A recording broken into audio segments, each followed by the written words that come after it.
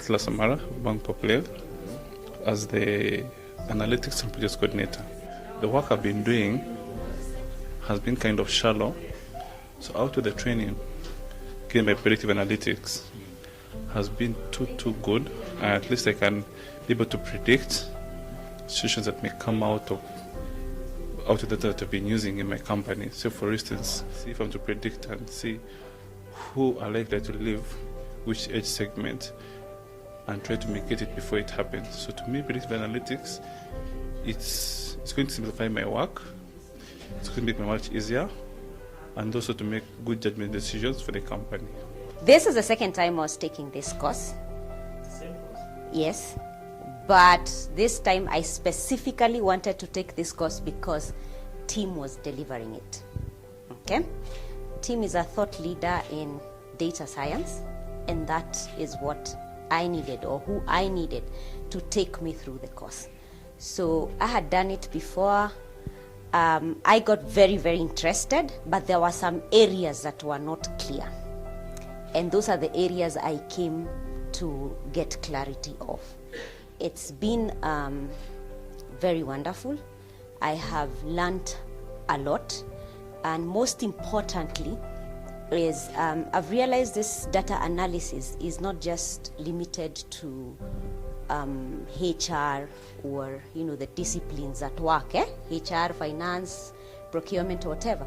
It also applies in life, It is good to know that we have some tools that would help us to predict the results, and also to be able to analyze and make sense out of the analytics or the figures we have. We used to have so many data in the organization in the HR, but I think at this point I'll be able to be able to analyze and make sense out of it, and also help my organization to make formed decisions based on those data.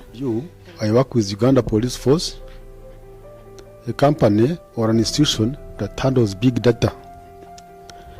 And you remember when I came, I said one of my expectations would be how to align data to sharpen policy and strategic direction.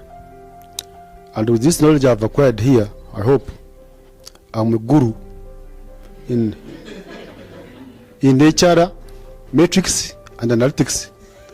And when I go back, I would be able to influence the institution to acknowledge that without the data, achieving the strategic objectives might be done by intuition.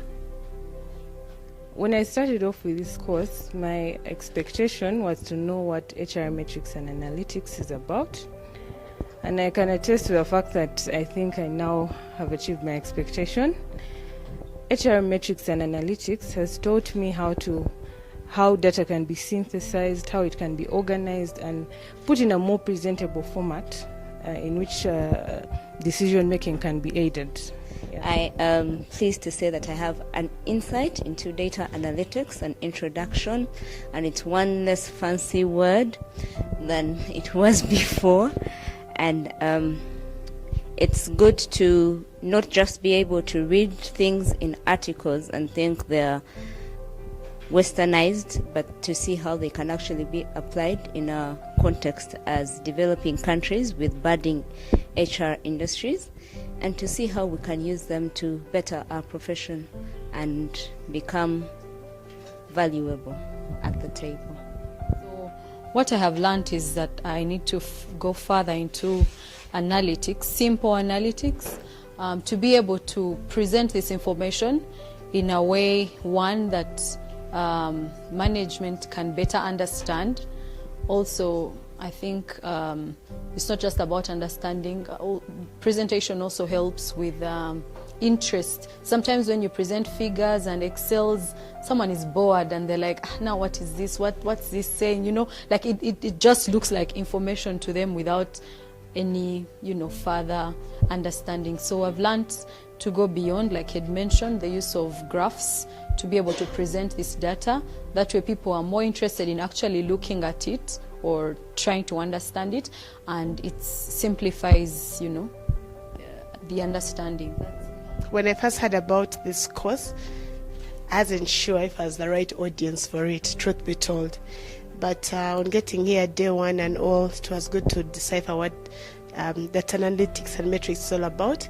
And I was really glad that yesterday I got to see an illustration of the performance management, how we can use data metrics and analytics to do evaluations. I think that was my highlight for me.